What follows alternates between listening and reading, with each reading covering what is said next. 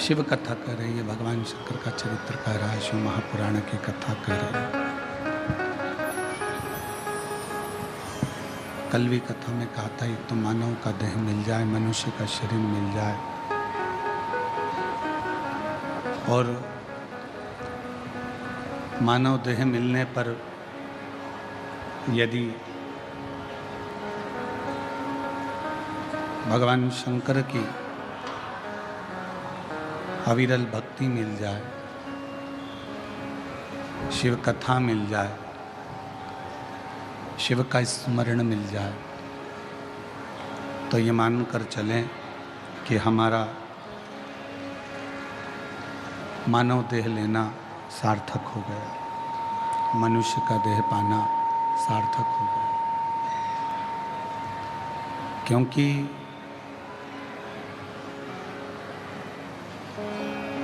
84 लाख योनियों में 83,99,999 योनियां काटने के बाद ये 84 लाखवें नंबर की योनि मानव की मिलती है।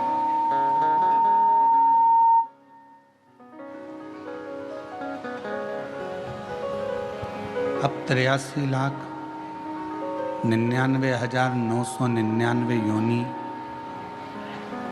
जब कट जाती है, तब ये 84 लाखवें नंबर पर मनुष्य देह है।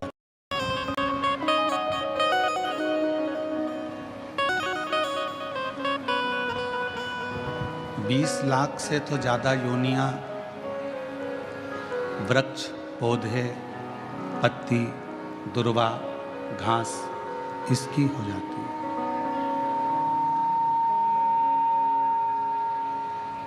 और इन सभी योनियों को त्यागते त्यागते त्यागते त्यागते फिर ये मानव का शरीर, मानव देह फिर प्राप्त हो।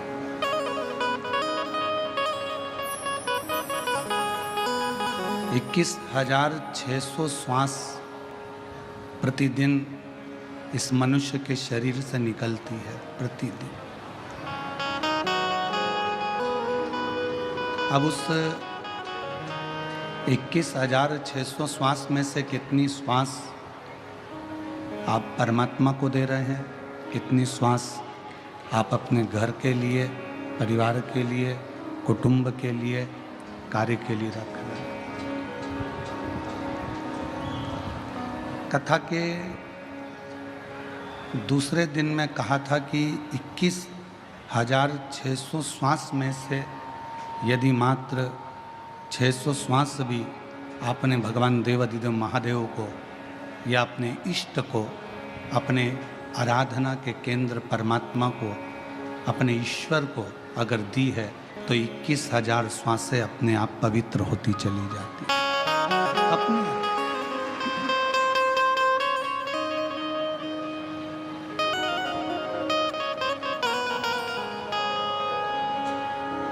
इस व्यासपीठ ने कभी आपसे ये नहीं कहा कि आप कहीं संत बन जाओ या साधु बन जाओ या सन्यासी बन जाओ या तपस्वी बन जाओ या किसी मंदिर में जाकर बैठ जाओ या किसी पवित्र नदी के तट पर जाकर बैठ जाओ।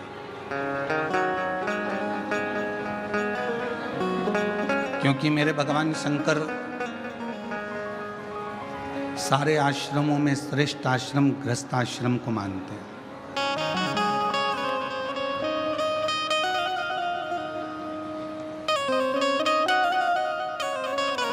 एक गृहस्थ चलते फिरते भी अगर भगवान का नाम ले लेता है तो भी उसकी मुक्ति सरल हो जाती है। सन्यासी को, तपस्वी को, साधक को, उपासक को, सन्यास लेने वाले को, साधने वाले को,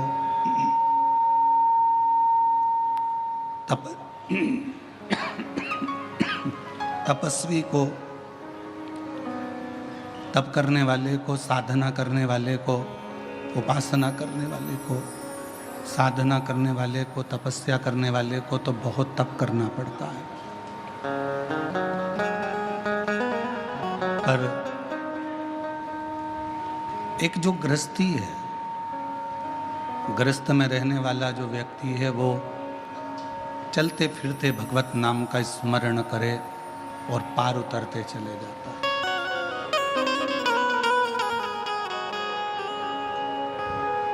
कितना सुंदर लिखा है हमारे शास्त्रों में, वेदों में, पुराणों में,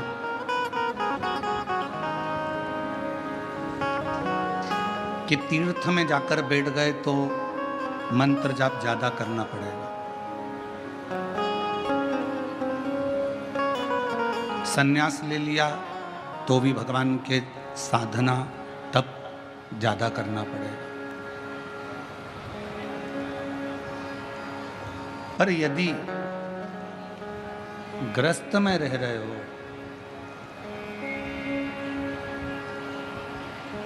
यदि ग्रस्त में रह रहे हो, घर में रह रहे हो, और ग्रस्त में रहते हुए, घर में रहते हुए आप ज़्यादा तो नहीं, थोड़ा बहुत भी अगर भगवान का नाम ले लेते हो तो भी आपको जीवन में कहीं भटकना नहीं पड़ेगा और कोई नरक भोगना नहीं पड़ेगा, परमात्मा की शरणागति प्राप्त होगी। और शंभु शरणे पड़े मागो घड़ी रे दुख काटो दया करी दर्शन आपो। शंभु शरणे पड़े मागो घड़ी रे दुख काटो दया करी दर्शन आपो। एक थोड़ा सा भजन, थोड़ा सा स्मरण, थोड़ा सा मंत्र जाप भी मनो शरीर के लिए बहुत है।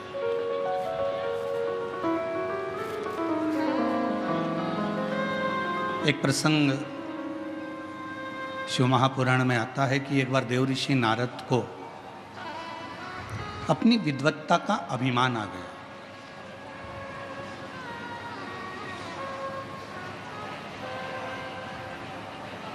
और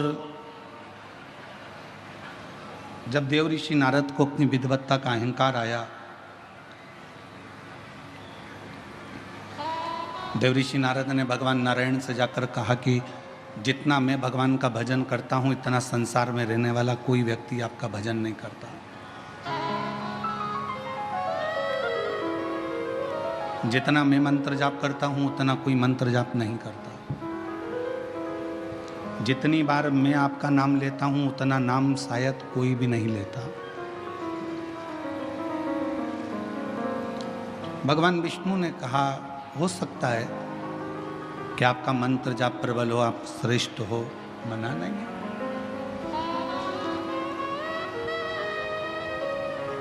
मैं श्रेष्ठ हूं, ये आपकी विद्वत्ता है, पर केवल पूरी दुनिया में मैं ही श्रेष्ठ हूं, ये आपका अहंकार है। मैं श्रेष्ठ हूं, ये आपकी विद्वत्ता है।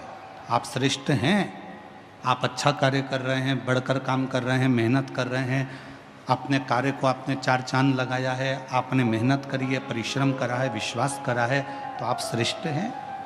मैं श्रेष्ठ हूं, ये शब्द आपकी विद्वत्ता है, पर केवल मैं ही श्रेष्ठ हूं पूरी दुनिया में, ये आपका अहंकार है।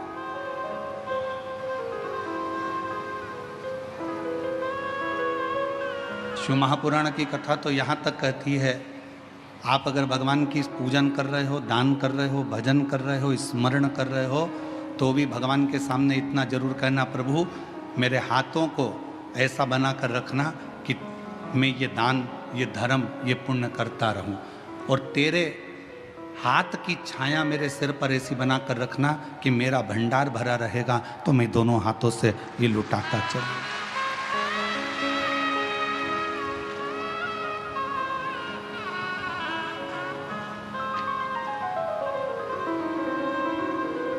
और यदि मुझ में अगर तुमने ये दे दिया, मुझ में अगर ये कह दिया कि नहीं ये मेरा है और मैं लुटा रहा हूँ या मैं कर रहा हूँ या मैं देने वाला हूँ या मैं लेने वाला हूँ, तो ये ठीक नहीं, ये श्रेष्ठ नहीं, ये अहंकार की निशानी। देवऋषि नारद ने कहा कि मेरे बराबर कोई भजन नहीं कर सकता, मेरे बराबर कोई तप नहीं कर सकता, मेरे बराबर कोई साधना नहीं कर सकता। ठीक है, भगवान विष्णु ने एक खीर का कटोरा बुलवाया, नारद जी के हाथ में दिया, नारद ये खीर का कटोरा शिव जी को देकर आओ।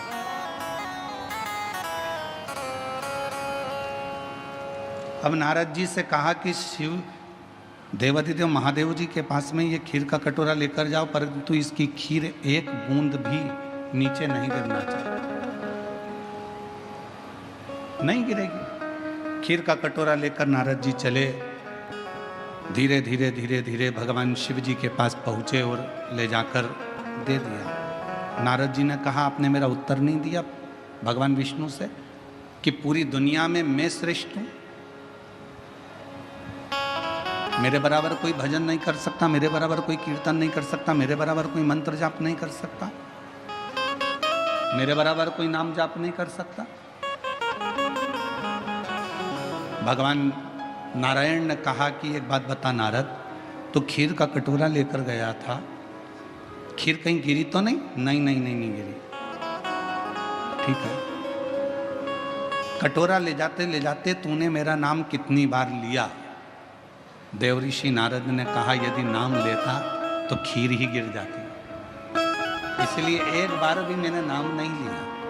भगवान नारायण ने कहा नारद तुझसे तो बड़ा संसार में रहने वाला एक मनुष्य है जो दुकान पर जाता है तो मेरा नाम लेता है और आता है तो मेरा नाम लेता है,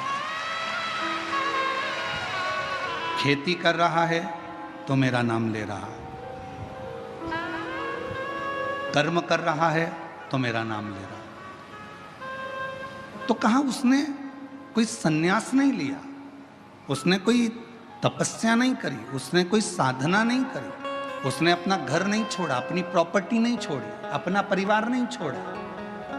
भगवान नारायण ने कहा नारद पूरी लिस्ट उठाकर देखना, जिन्होंने घर छोड़ा उनको परमात्मा बहुत मुश्किल से मिला। मीरा अपने घर में रहकर गिरधर को प्राप्त कर ली, संत तुकाराम जी घर में रहकर हरि विठ्ठल को प्राप्त कर लिए, नामदेव जी घर में रहकर भगवान पांडुरंगा हरि विठ्ठल को प्राप्त कर लिए, मुक्ताबाई ने भगवान को प्राप्त कर लिया, रामकृष्ण परमहंस ने अपने परिवार में रहकर माँ जगत जननी को प्राप्त कर लिया, कर्माबाई ने अपने घर में रहकर जगन्नाथ को प्राप्त कर लिया। इस संसार सागर में प्रहलाद भी घर में रहा, भगवान को प्राप्त किया। ध्रुव जी घर में रहे, भगवान को प्राप्त किया। घर में रहकर भजन करने वाले को परमात्मा शीघ्र मिल जाता।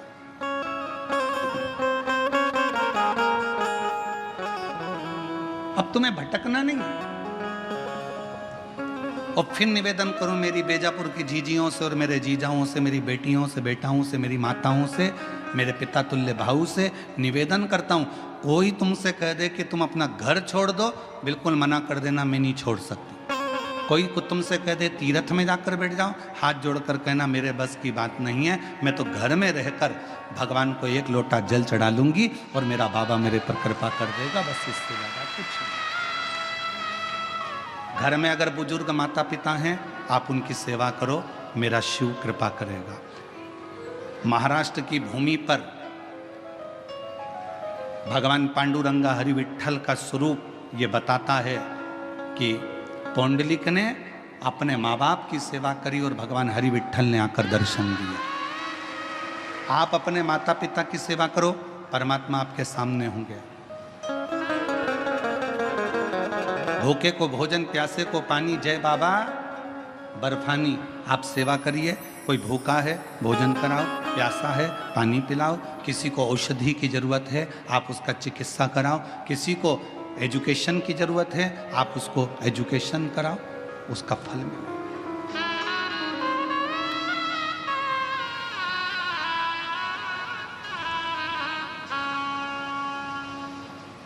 जरूरी नहीं है कि आप किसी व्यक्ति को कोई धन दोगे तो दानी कहलाओगे।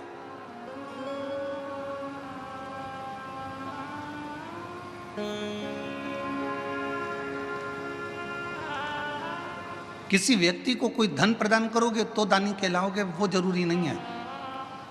दानी की एक निशानी और होती है, अपने मोहल्ले में, अपनी कॉलोनी में, अपने परिवार में, अपने कुटुंब में अगर कोई को शिक्षा की ज़रूरत है और उसके पास में एजुकेशन का पैसा नहीं है, अपने धन में से कुछ रुपए निकाल कर उसके कॉलेज की फीस, उसके स्कूल की फीस, उसका ड्रेस, उसकी किताबें, अगर 2-5 साल आपने उस बच्चे का, उस बेटी का हाथ पकड़ लिया और उसकी अच्छी एजुकेशन करा दी, अगर वो बच्चा इंजीनियर बन गया, डॉक्टर बन गया, कलेक्टर बन गया, आईजी, डीआईजी बन गया, कमिश्नर बन गया, तो वो किसी को भूल जाए वो बात दूसरी है, पर जिसने उसको एजुकेशन में साथ दिया उसको जिंदगी भर नहीं भूलता, वो नहीं भूल पाता।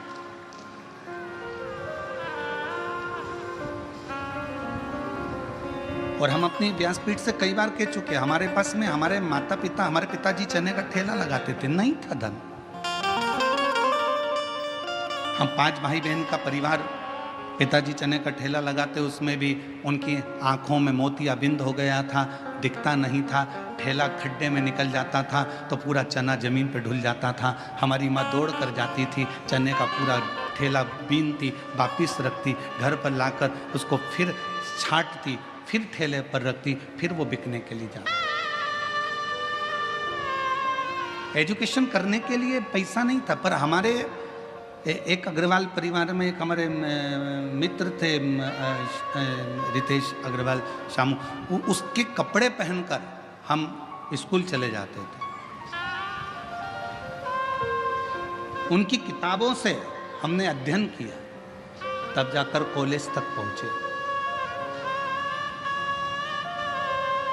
और सब कुछ भूल जाएं, पर जिसने हमारी एजुकेशन के समय पर साथ दिया, नहीं था पढ़ने के लिए किताबें, नहीं था खाने के लिए अन्न, पर जो साथ उस समय पर दिया वो आज तक याद आती है कि उन्होंने हमको पढ़ाई तो करवाई, विद्या अध्ययन तो करवाया, एक एजुकेशन। और हम फिर कहेंगे, आप अपनी बेटी को दहेज देते हो, कितना देते हो, हमें उससे मतलब नहीं है। आप अपनी बेटी को कितना दहेज दे रहे हो, गाड़ी दे रहे हो, बंगला दे रहे हो, क्या दे रहे हो, हमें उससे मतलब नहीं है। पर शिव महापुराण की कथा में हिमालय राज ने अपनी बेटी पार्वती का कन्यादान में कोई दहेज नहीं दिया था। शिव जी के विवाह के समय पर कन्यादान में क्या हिमालय राज जी के पास में गाड़ी नहीं थी, बंगला नहीं था, घोड़े नहीं थे, हाथी नहीं थे, अंबर नहीं थे, पीतांबर नहीं थे, सोना चांदी नहीं था, हीरे रतन नहीं थे, सब कुछ था। हिमालय राज ने अपनी बेटी के कन्यादान में अगर कुछ दिया था तो अपनी बेटी को अच्छी शिक्षा देकर भेजा था, और शिक्षा से बड़ा कोई कन्यादान नहीं हो सकता। एजुकेशन से बड़ा कोई दान नहीं दुनिया में, शिक्षा से बड़ा कोई दान नहीं है। आप अपनी बेटी को भले कुछ दो चाहे मत दो, पर उसकी अच्छी शिक्षा कराइए। बेटी को पढ़ना है, पढ़ाई करवाइए। मम्मी मुझे 12th करना है, मुझे इस सब्जेक्ट से करना है, कर बेटा। मम्मी मुझे कॉलेज करना है, कर बेटा। पर इतना मेरी बेटियों से भी निवेदन है, खूब तुम्हारे माँ बाप तुम्हें अच्छी एजुकेशन कराएंगे, तुम्हारे माता पिता तुम्हें पढ़ाएंगे, बस बेटियों से इतना सा निवेदन है, एजुकेशन करते करते तुम अपनी बुद्धि को मत फेर लेना, अपने कन्यादान का मौका अपने माँ बाप को जरूर देना, इतना याद रखना। एजुकेशन कराएं माता पिता अपनी बेटी को, क्योंकि कन्यादान से बड़ा दान है विद्या का दान, शिक्षा का दान।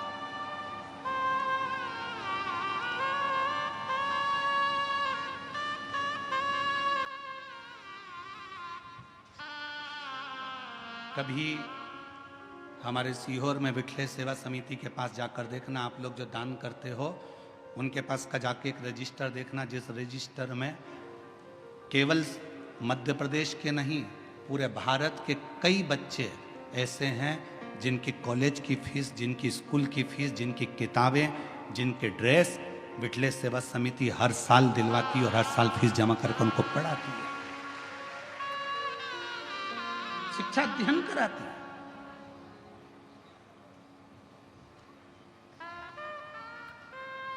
विद्या। मत दो किसी को कुछ, आपका धन अपने पास में रखो, मना नहीं, पर उस धन का सदुपयोग करो।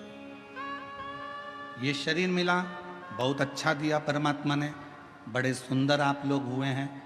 भगवान ने 2 हाथ भी दिए, 2 पाँव भी दिए, नेत्र भी दिए, श्रवण शक्ति भी दी, जिह्वा भी दी, अपनी 1-1 इंद्रियां, 5 कर्म इंद्री, 5 ज्ञान इंद्री और 1 मन, 11 इंद्रियां भी परमात्मा ने दिया। ये पूरी इंद्रियां, ये पूरा शरीर जो परमात्मा ने दिया है, इसको सदुपयोग में लगा। व्हाट्सएप चलाते चलाते, फेसबुक चलाते चलाते किसी की निंदा भी लिखी आ जाए तो उस पर कोई कमेंट्स नहीं, नो कमेंट्स, कोई कमेंट्स नहीं। हमने विद्या अध्ययन करी है, हमें भगवान की विद्या, हमने शिक्षा ग्रहण करी है। हमारी शिक्षा में ये नहीं सिखाया जाता कि कोई फेसबुक पर किसी की बुराई करे और तुम उसमें कमेंट्स करो, ये हमारी शिक्षा नहीं बताती। हमारी शिक्षा तो ये बताती है कि जहाँ कोई अच्छा व्यक्ति चल रहा हो, उसके पथ के पीछे चलो तो अपन भी मंजिल तक पहुँच जाते हैं।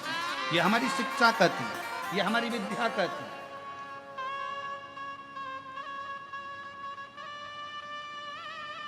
ईर्ष्या कहाँ नहीं होती। कई लोग कहते हैं महाराज जी कलयुग बड़ा बेकार है। हमने कहा कलयुग से अच्छा तो कुछ भी नहीं है। कई लोग कहते हैं कलयुग बड़ा बेकार है। हमने पूछा कलयुग में क्या हो गया? इतने गंदे लोग दिन भर एक दूसरे को गालियां बकते, अपशब्द कहते, ताना देते, दिन भर जलते, ईर्ष्या रखते। हमने कहा ठीक है, अब तो ये तो तुमने कह दिया कलयुग में हुआ, अब सतयुग का निकालो।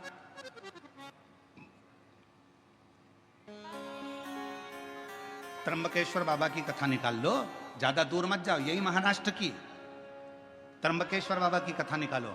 गौतम ऋषि अपने आश्रम में रहते थे, कुछ ऋषि आ गए, उन ऋषियों को रख लिया, उन ब्राह्मण संतों को रख लिया और वो संत वहां रहने लगे। रहते रहते गौतम ऋषि के जब पूरे नगर में देखा कि इसका तो इतना वर्चस्व है, लोग इसे इतना मानते हैं, लोग इसे इतना पूछते हैं, तो अंदर से ईर्ष्या जाग गई उनको और उन्होंने अपनी विद्या से एक गाय को उत्पन्न कर लिया। इतनी किंकांग गाय, उसकी हड्डियां दिख रही थी एकदम दुबली पतली, और गाय से कहा कि तू हम निकल कर जाएं, उसके बाद में गौतम ऋषि के आश्रम में तू मर जाना, तेरे प्राण छूट जाए गौतम ऋषि के आश्रम में। जैसे ही वो संत निकल कर गए, गौतम ऋषि के आश्रम में वो गाय मर गई। गौतम ऋषि के आश्रम में गाय मरी, उन्होंने वापिस लौट कर आए और गौतम ऋषि पर गौ हत्या का दोष लगा दिया। गौतम बाबा पर गौ हत्या का दोष लगा। गौतम बाबा को जगह जगह भटकना पड़ा।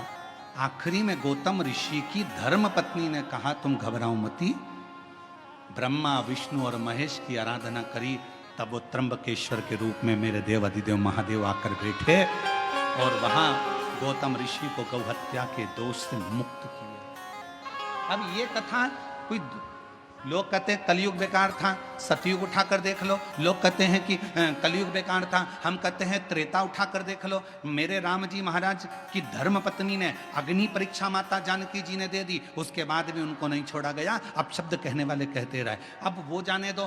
द्वापर उठाकर देख लो, भगवान कृष्ण के जीवन की लीला। भगवान कृष्ण को किसी ने भगोड़ा कह दिया, किसी ने कुछ कह दिया, किसी ने माखन चोर कह दिया, उनको शब्द के शब्द सुनना पड़े। जरा विचार करिए कि ये कलयुग है, पर इतना याद रखना कि दुनिया के लोग कहते हैं कलयुग बेकार था। शिव महापुराण की कथा कहती है ऐसा कोई युग नहीं जिस युग में निंदा करने वाले पैदा नहीं हुए, अपशब्द कहने वाले पैदा नहीं हुए, आड़ा टेढ़ा बोलने वाले पैदा नहीं हुए, गाली देने वाले पैदा नहीं हुए। हर युग में हुए, बस अंतर इतना है उस युग में तुम पैदा नहीं हुए थे, इसलिए तुमको मालूम नहीं है।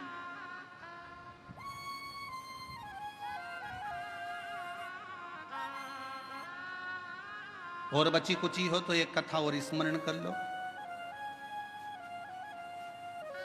भगवान शंकर की नृत्य करती हुई नटराज की मूर्ति किस किस ने देखी है? फोटो या मूर्ति कभी मोबाइल पे या कहीं देखा है? हाथ तो उठाओ जरा, सबने देखा है, रख लो। शिव जी की नटराज की मूर्ति अगर आपने देखी होगी तो भगवान नटराज नृत्य कर रहे हैं और नृत्य करते समय उनके पांव के नीचे एक पुरुष दबा हुआ है। देखा है? जम के तो बोलो, सबने देखा है? आवाज नहीं आई, जम के बोलो जरा। देखा है ना, एक पुरुष जमीन पर लेटा है और भगवान शंकर उस पर नृत्य कर रहे हैं।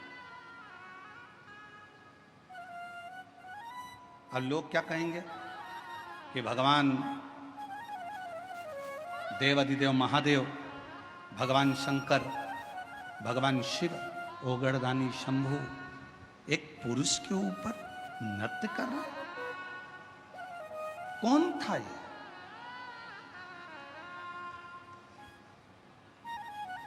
शिव महापुराण की कथा ने कहा, कुछ ऋषियों में भगवान विष्णु और भगवान शिव में कौन बड़ा है उसके लिए विवाद छिड़ गया। और विवाद छिड़ा तो इतना छिड़ा कि वो आपस में लड़ पड़े, खूब लड़े।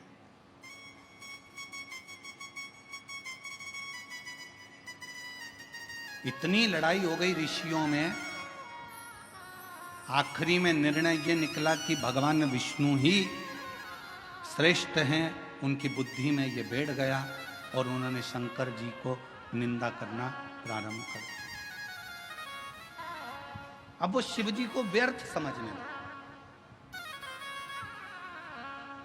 अब जब भगवान शंकर को व्यर्थ समझने लगे तो ऋषियों के मन में आया कि कुछ भी हो, अगर ये शंकर भगवान को व्यर्थ समझ रहे हैं, उनकी निंदा कर रहे हैं, उनके लिए अपशब्द बोल रहे हैं, तो ऋषियों ने एक पुरुष को प्रकट करा। उस पुरुष का नाम था अपस्मार। जो शिवजी के नटराज की मूर्ति के नीचे जो पुरुष सोया रहता है उसका नाम है अपस्मार। क्या नाम है? जम के बोलो, अपस्मार। फिर से बोलो, अपस्मार। एक पुरुष उत्पन्न किया और पुरुष उत्पन्न कर कर उस पुरुष को आज्ञा दी, जाओ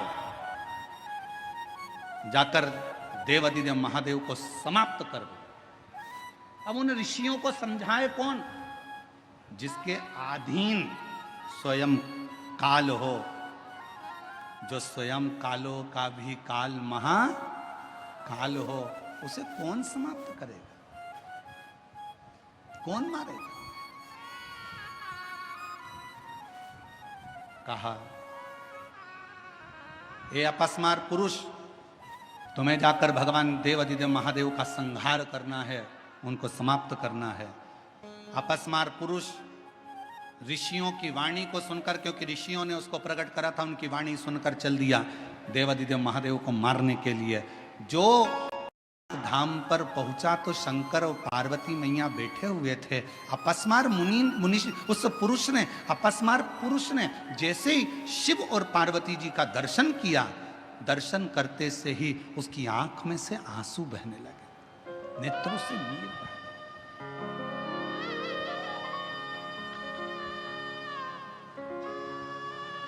शिव जी का ध्यान चले गया और भगवान शंकर का ध्यान गया। शिव जी ने देखा कि ये पुरुष आया है और हमको देखकर रो रहा है, आंख से आंसू बह रहा है।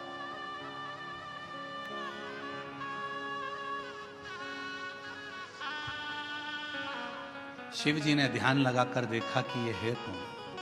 शंकर भगवान ने जो ध्यान लगाया तो पार्वती से कहा, पार्वती, भगवान विष्णु और मुझ में भेद करा ऋषियों ने, और भगवान नारायण को श्रेष्ठ मानकर मेरे लिए अपशब्द कहकर मुझे मारने के लिए इस अपस्मार पुरुष को भेजा गया। इस पुरुष को मेरे पास भेजा गया, मार दो। पार्वती जी कहती हैं, पर ये रो क्यों रहा?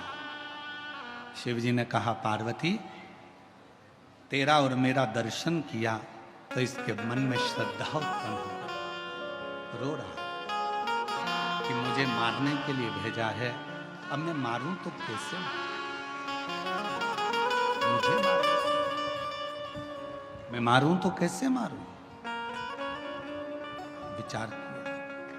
फिर शिवजी ने ध्यान लगाया कि शरण में आया है, मुझे देखकर अंदर श्रद्धा उत्पन्न हुई है।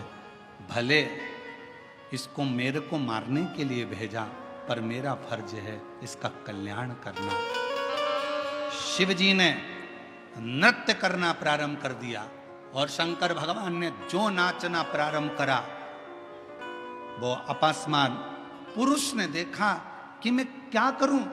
अगर जब हम भगवान का दर्शन कर लेते हैं, स्मरण कर लेते हैं, तो हमारी चित्त वृत्ति में बैठ जाता है कि मैं भगवान के चरण पकड़ लूं। नृत्य करते समय जैसे ही भगवान ने अपना एक पांव ऊपर करा, उसी समय पर अकस्मात पुरुष ने शिव जी का चरण पकड़ना चाहा। शिव जी का चरण छुआ, जमीन पर सो गया। भगवान शंकर उसी पर नृत्य करते रहे और उसके अंत में प्राण छूट गए। क्यों? क्योंकि शिव पुराण की कथा कहती है उस अपस्मार पुरुष ने भगवान के चरणों को पाना था और शिव के चरणों में ही प्राण त्यागना थे। ये विचार, ये विचार। और हम तो बाबा के भरोसे चलते हैं, हम तो बाबा के भरोसे चलते हैं। ये दुनिया वाले जलते हैं, ये दुनिया वाले जलते हैं। हम तो बाबा के भरोसे चलते हैं, डमरू वाले के भरोसे चलते हैं।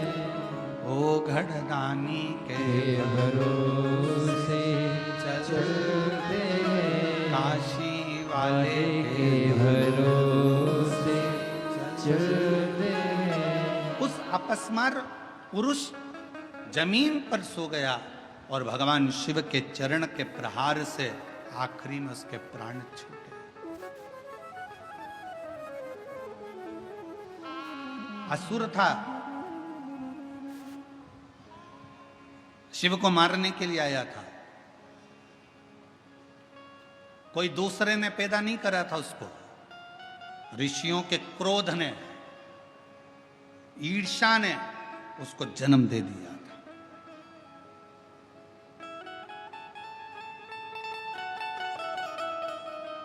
और ये क्रोध, ये ईर्ष्या, ये तर्क वितर्क, ये सब हमारी शिव पुराण की कथा कहती है, इससे थोड़ा दूर हटते चले जाओ। दूर।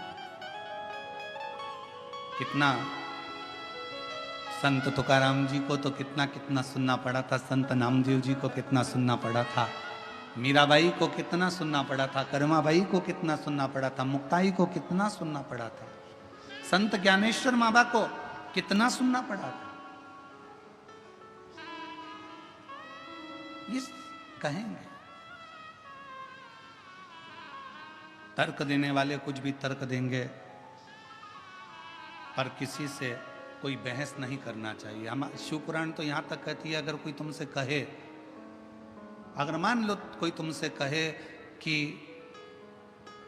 हाथी हवा में उड़ता है, तो तुम कह दो हां बिल्कुल सही बात है।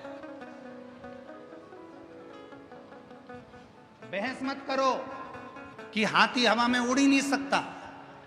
घोर कलयुग चल रहा है, कलयुग में अगर कोई तुमसे कहे कि हाथी हवा में उड़ता, देखकर भी उसकी बुराइयों को सामने नहीं कहता। इस शिव महापुराण की कथा में से ये सीख लो, बहू अगर गलती कर रही है तो उसको एकांत में ले जाकर समझाओ, बेटा तुमने ये गलती करी। बेटे ने गलती करी है तो उसको एकांत में ले जाकर समझाओ कि तुमने गलती करी। भाई गलती करे, उसको एकांत में ले जाकर समझाओ कि तुमने ये गलती करी।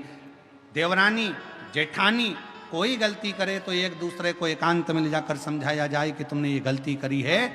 सबके सामने ना बहू को चिल्लाइए, सबके सामने ना सास को चिल्लाइए, सबके सामने ना भाई को चिल्लाइए, सबके सामने किसी को मत चिल्लाइए। क्यों? अगर आप आज अपनी बहू को सबके सामने चिल्लाकर बोलोगे तो वो बहू का सत्कार सबके सामने खत्म हो जाएगा। फिर मोहल्ले के लोग भी उसको चिल्लाकर बात करेंगे, छोटे छोटे बच्चे भी चिल्लाकर बात करेंगे, आप शब्द कहेंगे। पत्नी को भी अगर कुछ कहना है, पत्नी को भी अगर शब्द कहना है तो पति को चाहिए कि उसको एकांत में ले जाकर फिर कुछ बात कहे, किसी के सामने कोई संबोधन ना कहे, कोई संबोधन, एकांत, शांत, चुप, मौन।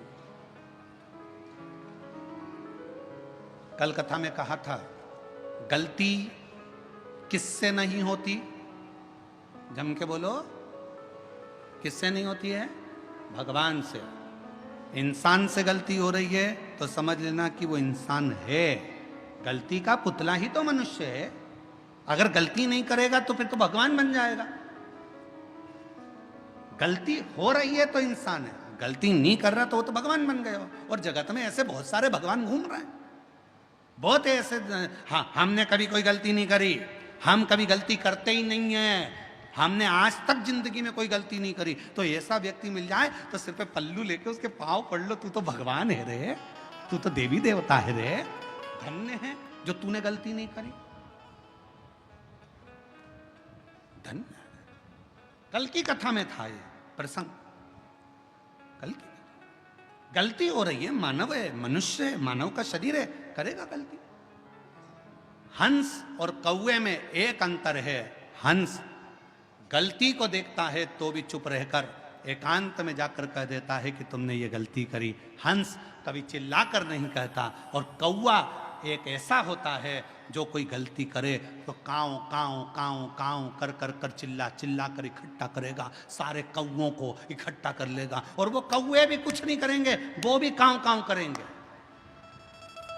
कौवे का काम है कि सबको इकट्ठा करना है, चिल्लाओ काऊ काऊ काऊ करो, इसने ये गलती करी है, चिल्लाना चालू करो। और कौवे का काम है वो चिल्लाता रहेगा, इकट्ठा करेगा, सबको एकत्रित करेगा, और वो कौवे भी चिल्लाएंगे, बहुत चिल्लाएंगे। पर निवेदन है, कौवा मत बनना, हंस के झुंड में जाकर बैठना, थोड़ा समझना समझाना। चलो, अगर किसी व्यक्ति ने गलती करी है तो अपन हंस बनो, उसके पास चलो, बात करो, एकांत में बैठो, समझाओ, कौवे जैसे चिल्लाने का प्रयास ना करो। बहू ने गलती करी है, बेटा तूने गलती कर दी, आज तुझसे ये गलत हो गया, कोई बात नहीं मम्मी, आपने मुझे अकेले में समझाया, अच्छा लगा। माँ, माँ हो ना इसलिए समझा रही हो, अच्छा लगा। भाई भाई को समझाए। लंकापति रावण ने विभीषण को लात मारी भरी सभा में, विभीषण ने रावण को समझाया भरी सभा में, गलती दोनों की थी। अगर समझाना था तो अपने भाई के पास एकांत में जाकर बैठता, कहता भैया गलती हो रही है, समझने की बात है, समझो तो सही। पर लात भी मारी विभीषण को तो सबके सामने, और विभीषण समझाने के लिए भी खड़ा हुआ तो सबके सामने। एकांत में अगर समझाता तो रावण थोड़ा न थोड़ा समझ जाता, ऐसा नहीं कि नहीं समझता। पर हम सबकी आदत है, हम पहले पूरे नगर में डोंडी पीट देते हैं, उसने ऐसा करा, देख ले तेरी पत्नी को, देख ले तेरी धर्म पत्नी को, उसने ऐसा कर दिया, उसने वैसा कर दिया। अरे उसके पति को कहोगे मतलब क्या होगा? तुम जाओ एकांत में बैठो, सिर पे हाथ रखो, उसको अपने सिर पर हाथ रखकर बहुत प्रेम से गले लगाकर स्नेह के साथ कहो बेटा तुझसे ही गलती हो गई है। क्यों? क्रोध में जो कहा है वही अगर प्यार से कहा होता तो शायद पूरा घर स्वर्ग बन गया होता, पूरा माहौल सुधर गया प्रेम से। पर महाराज क्या कहें, पहले के समय में लोग बोलते थे तो मोती झड़ते थे। क्या झड़ते थे? मोती। आज के जमाने में लोग बोलते तो मेंढक झड़ते।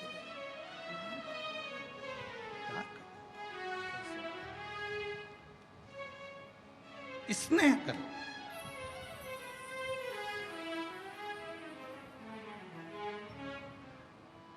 पार्वती जी ने कहा कार्तिकेय से, सुन कार्तिकेय, हे कार्तिकेय, तारकासुर को मारने के लिए जा रहे हैं, मना नहीं, पर तारकासुर के हृदय में तेरे पिता शिव बसते हैं। असुर है वो, राक्षस है वो, पर उसके दिल में शिव बसा, शंकर उसके हृदय में बैठा।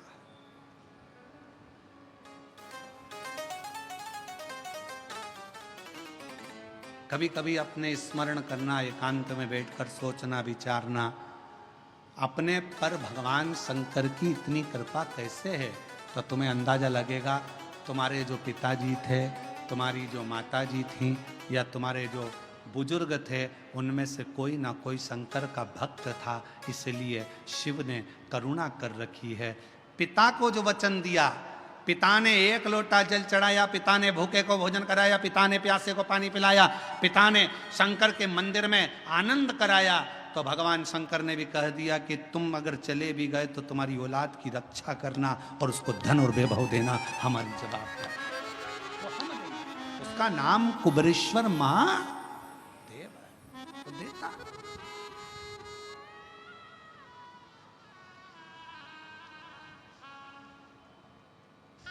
शिव कथा कही और खाली ना जाता कोई दर से तुम। आप जिस भावना से सम्मुख में आओ, शिव की साक्षी में एक लोटा जल चढ़ाओ, बेलपत्र की साक्षी रखो, बेलपत्र का स्मरण। कितना सुंदर एक प्रसंग आता है शिव महापुराण का, एक बड़ा रोचक प्रसंग है कि भगवान शिव की भक्ति करने वाली एक स्त्री अपना पति दूसरे मार्ग पर चले गया था, केवल एक बेलपत्र का फल उसने बेलपत्र के पत्ते की पूजन कर कर, केवल बेलपत्र के पत्ते की पूजन। क्यों? क्योंकि उसका पति नाराज होता था, क्रोध करता था। मंदिर में पूजन, देवता की पूजन, अर्धांगिनी शंकर जी के शिवलिंग की पूजन, तो पत्नी शिवलिंग की पूजन भी नहीं करती थी, केवल दासी से एक बेलपत्र का पत्ता बुलवाती थी, उस पत्ते को हाथ में रखकर शंकर का दीदार कर कर उस पत्ते की ही पूजन कर लेती थी। और शिव जी ने उस पर भी करुणा कर दी, उसके पति को सतमार्ग दे दिया।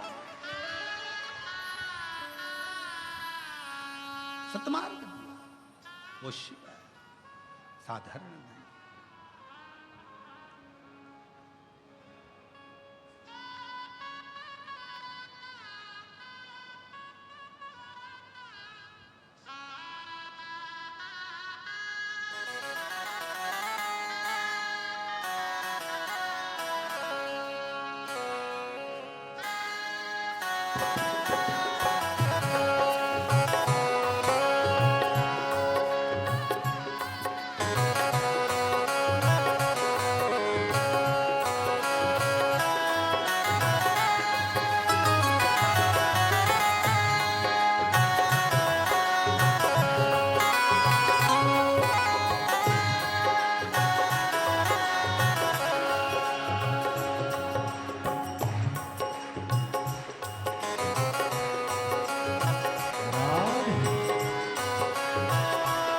ताली सेवा देते हुए बड़े प्रेम से, हे भोला शंकरा,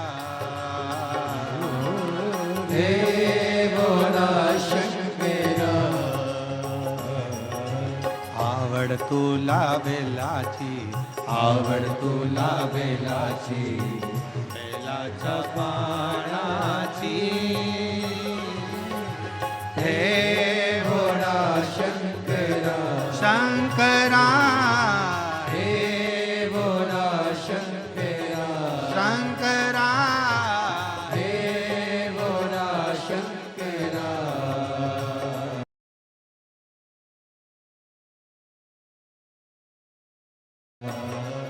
आवड़ तू लावेलाची, आवड़ तू लावेलाची, बेला चपाणाची,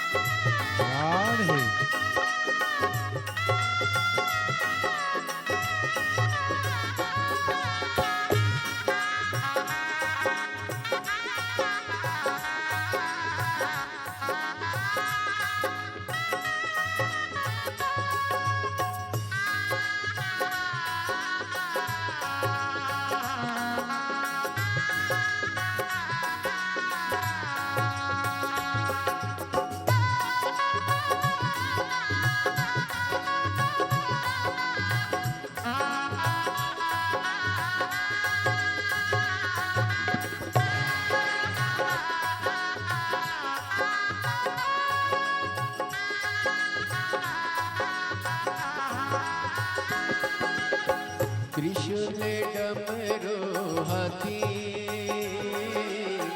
संग नाचे पार्वती हो त्रिशूल डमरू हाथी संग नाचे पार्वती हो त्रिशूल डमरू हाथी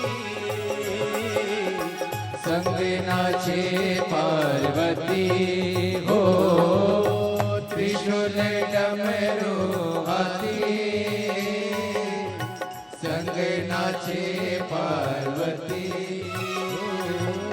आवळ तुला बेलाची आवळ तुला बेलाची बेलाच्या पाण्याची हे भोळा शंकरा हे भोळा शंकरा आवळ तुला बेलाची आवड तुला बेलाची बेलाच्या पाण्याची हे भोळा शंकरा हे भोला शंकरा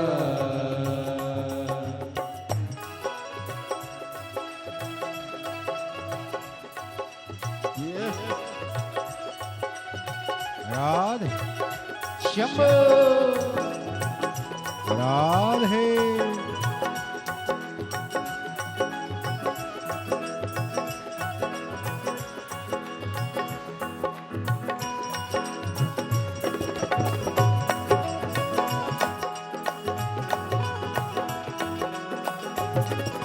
शंभो राधे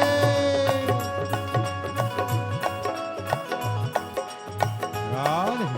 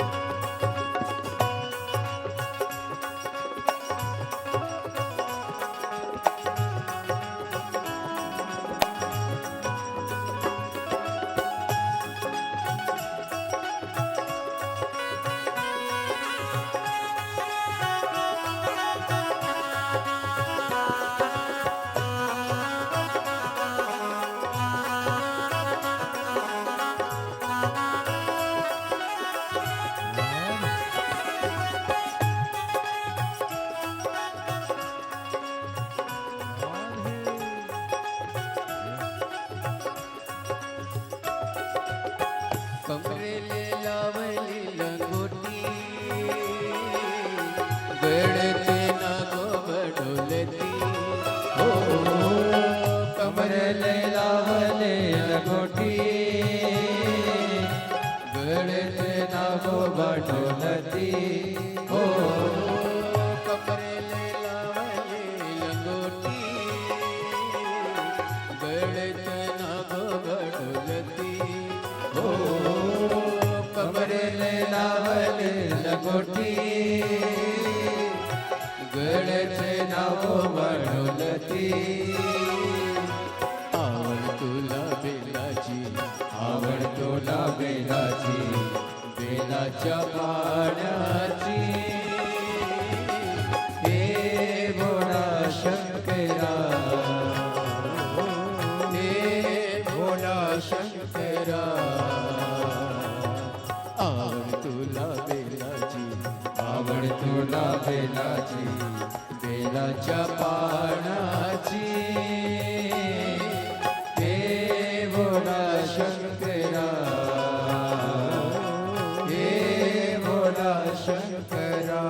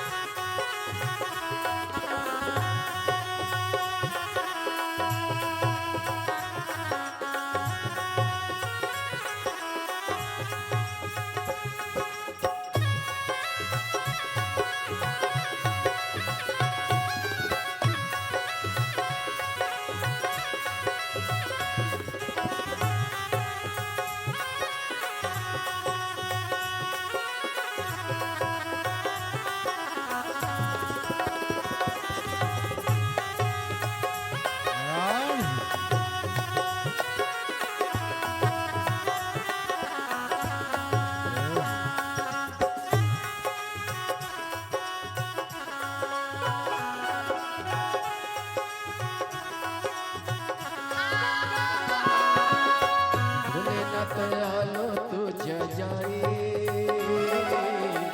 उठे दिसे न पुजारी बोले न आलो तो जदारी उठे दिसे न पुजारी हो बोले न आलो तो जदारी उठे दिसे न पुजारी हो भोलेनाथ आलो तो जदारी उठे दिसे न पुजारी हो आवड तुला बेलाची आवड तुला बेलाची बेलाच्या पाण्याची हे भोला शंकरा हे भोला शंकरा आवड तुला बेलाची आवड तुला बेलाची बेलाच्या पाण्याची हे भोला शंकरा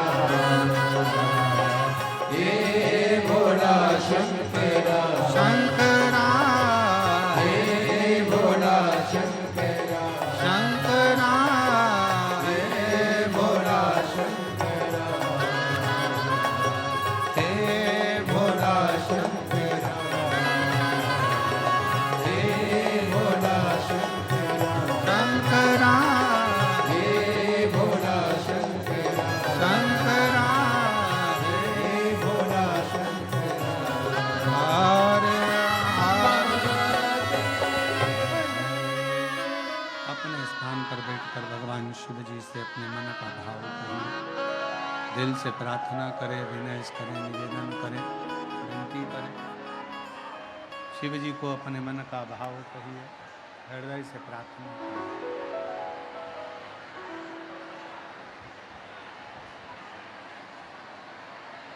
जहाँ भी जगह मिले वहाँ बैठ जाएं। थोड़ा भीड़ ज़्यादा है भक्तों का, फिर भी जहाँ जैसी जगह मिले वैसा बैठें और हृदय से बाबा की प्रार्थना करें, निवेदन करें, विनय करें, साथ में बोलें सभी